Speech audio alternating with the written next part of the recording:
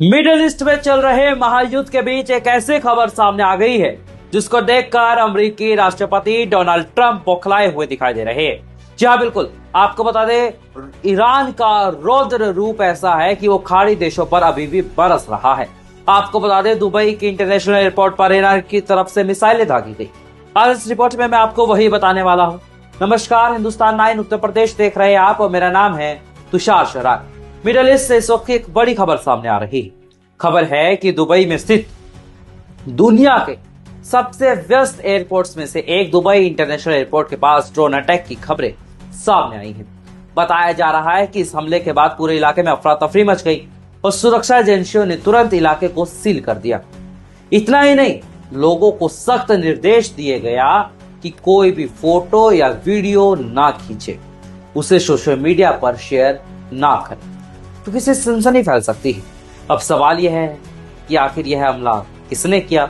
इसके पीछे ईरान का हाथ है और क्या हमला सीधे सीधे डोनाल्ड ट्रंप के लिए एक नई चुनौती बनता जा रहा है? दुबई में क्या? सबसे पहले आप जरा वो समझ लीजिए विस्तार से। मीडिया रिपोर्ट्स के मुताबिक दुबई एयरपोर्ट के पास अचानक एक संदिग्ध ड्रोन दिखाई देने लगा। कुछ ही देर बाद धमाके की जैसी आवाज सुनाई दी, एयरपोर्ट के आसपास के इलाके में अफरा तफरी मच गई। सुरक्षा एजेंसियों ने तुरंत कार्रवाई करते हुए पूरे इलाके को घेर लिया और एयरपोर्ट की सुरक्षा कई गुना बढ़ा दी। बताया जा रहा है कि स्थानीय प्रशासन ने लोगों को साफ चेतावनी दी, कोई भी व्यक्ति इस घटना की फोटो या वीडियो नहीं बनाए, क्योंकि सुरक्षा एजेंसियों को डर है कि अगर संवेदनशील तस्वीरें बाहर गई तो दुश्मन देशों की सुरक्षा व्यवस्था की जानकारी उनको मिल सकती है। ईरान पर शक है, ये तो सबको पता है कि ईरान की तरफ से ही हमला किया गया है। आपको बता दें, ईरान जो है लगातार खाड़ी देशों पर हमले कर रहा है, क्योंकि अमेरिका खाड़ी देशों के एयरबेसेस का इस्तेमाल कर ही ये हमले ईरान के ऊपर कर रहा था, जिसका अब काउंटर अटैक ईरान करता हुआ दिखाई दे रहा है। अब सवाल है, ट्रंप के लिए नई चुनौती कैसे बन गई है?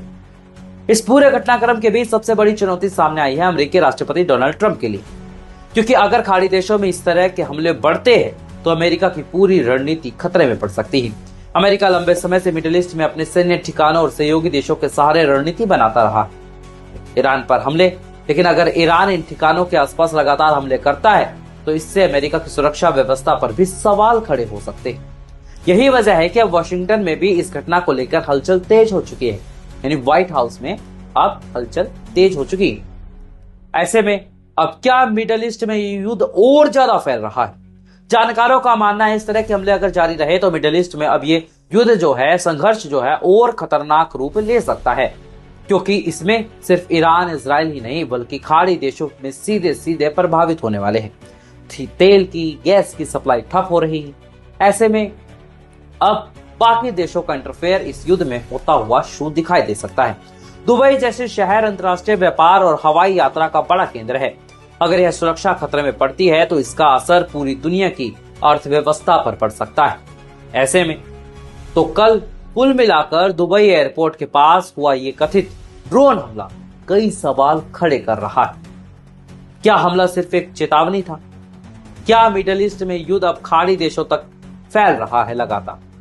क्या ईरान डोनाल्ड ट्रंप को चुनौती दे रहा है कि तुम हमारे देश पर हमला करोगे तो हम तुम्हारे देश पर, तो जहां से तुम सैन्य ठिकाने उठा रहे हो, सैन्य ठिकाने यूज कर रहे हो, एयरबेसेस यूज कर रहे हो, वहां पर हम हमला करेंगे, वीक पॉइंट पर हमला करेंगे। फिलहाल ऐसा ही होता हुआ दिखाई दे रहा है। लेकिन एक बात साफ, ईरान के पलटवार से अमेरिका और इजराइल की नींदें उड़ी हुई दिखाई दे रही। अमेरिका के राष्ट्रपति डोनाल्ड ट्रंप बेचैन है। अभी तो वक्त बताएगा कि आगे क्या होता हुआ दिखाई देगा, लेकिन जो भी होगा आपको सबसे पहले हिंदुस्तान 9 उत्तर प्रदेश पर देखने को मिलेगा। अगर आपको हमारी आजाद और स्वतंत्र पत्रकारिता पसंद आ रही हो तो चैनल को सब्सक्राइब करें और इस वीडियो को ज्यादा से ज्यादा शेयर करें और लाइक करें। धन्यवाद।